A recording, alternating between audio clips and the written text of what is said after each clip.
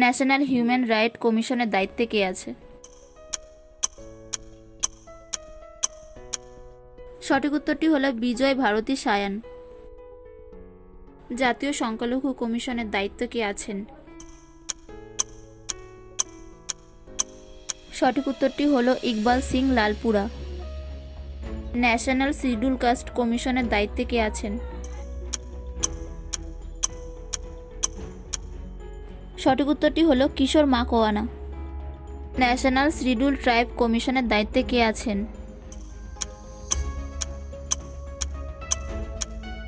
সঠিক উত্তরটি হলো অন্তর সিং আর্য। ন্যাশনাল ব্যাকওয়ার্ড কমিশনের চেয়ারম্যান কে? সঠিক উত্তরটি হলো হংসরাজ আহির।